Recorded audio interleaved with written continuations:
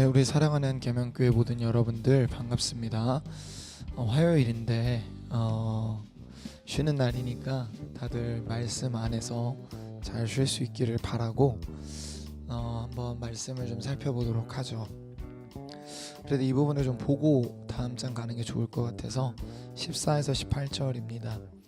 룻이 새벽까지 그의 발치에 누워있다가 사람이 서로 알아보기 어려울 때에 일어났으니 보아스가 말하기를 여인이 타작마당에 들어온 것을 사람이 알지 못하여야 할 것이라 하였음이라.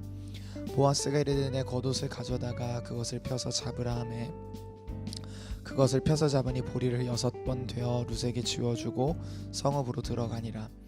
룻이 시어머니에게 가니 그가 이르되 내 딸아 어떻게 되었느냐 하니 룻이 그 사람이 자기에게 행한 일을 다 알리고 이르되 그가 내게 이 보리를 6번 되어 주며 이르기를 빈손으로 내 시어머니에게 가지 말라 하더이다 하니라.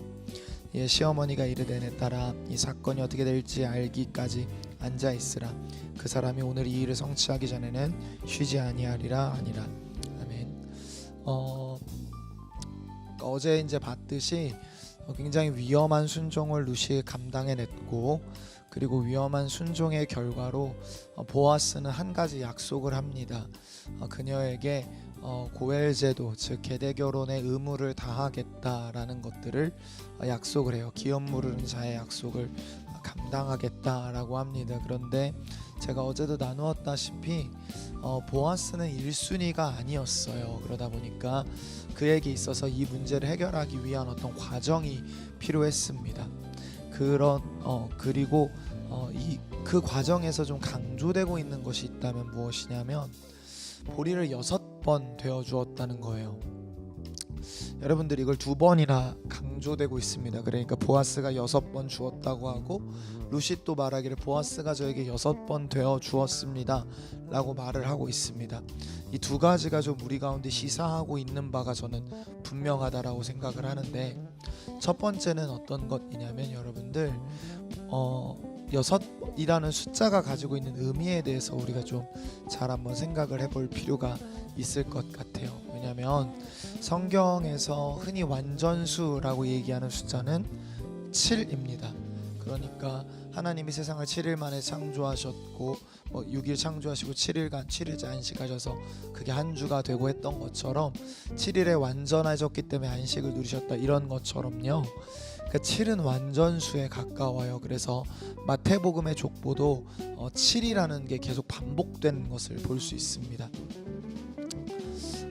그런데 6번 주었다라는 것을 강조하고 있다는 것은 부정적인 의미로 보게 되면 일단은 부족하게 라는 말이 될 수도 있고요.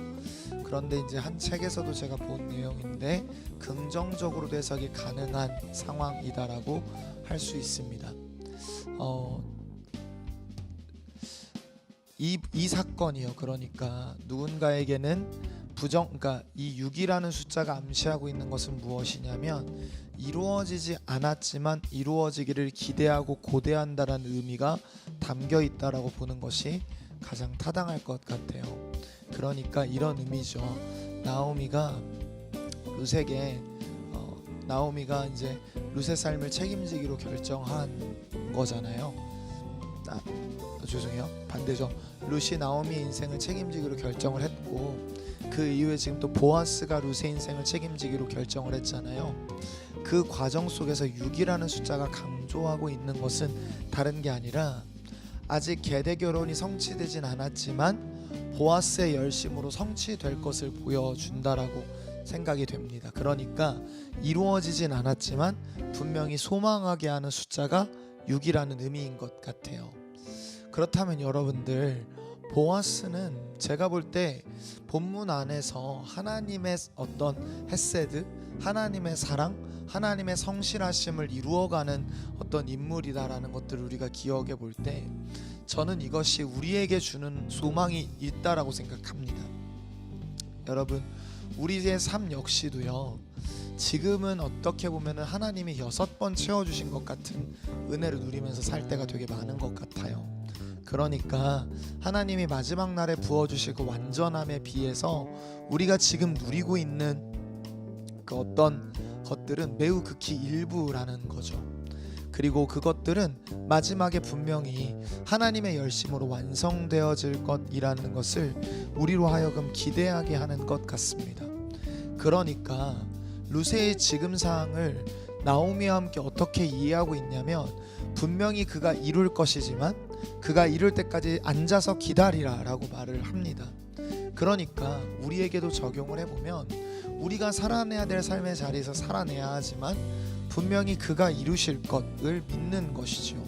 그러니까 사랑하는 여러분들, 우리가 조금 더 이해하기 쉽게 바꿔본다면, 하나님께서 하나님의 선하심과 하나님의 능력과 하나님의 일하심으로 마지막 날에 우리에게 주시기로 약속한 그 구원과 부활의 소망을 분명히 이루시는 날이 있을 것이라는 말입니다. 그런데 그 날이 오기까지 우리는 분명히 뭐 해야 되냐면 기다리고 분명히 그것을 소망해야 돼요.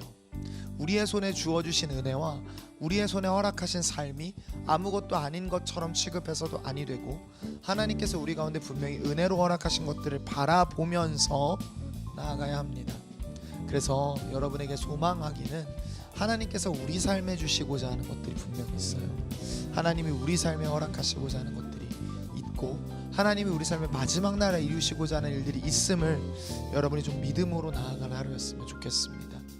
하나님이 지금은 6번 채워주시는 것 같은, 6번 부어주시는 것 같은, 불안하지만 분명히 미래를 소망할 수 있게 부어주시는 은혜들이 있다라는 것을 기억한다면, 여러분, 우리가 오늘을 조금 다르게 살아낼 수 있을 것이라고 확신합니다.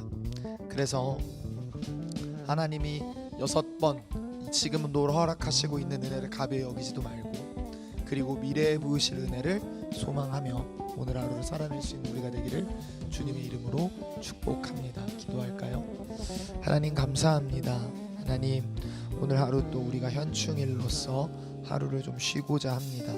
하나님, 이 쉼 안에서 우리가 누려야 될 것들을 누리고 얻어야 될 것들을 얻으며 살아낼 수 있도록 인도하시되, 다만 아버지와 간절히 구하옵기는 우리가 정말로 6번 부으신 은혜들 잊지 않게 하시고, 그리고 또 앞으로 완전하게 채우실 것도 아버지 소망하는 하루가 될 수 있도록 인도하여 주옵소서. 주님께서 함께 하실 것을 믿고 감사드리며 예수님의 이름으로 기도했습니다. 아멘.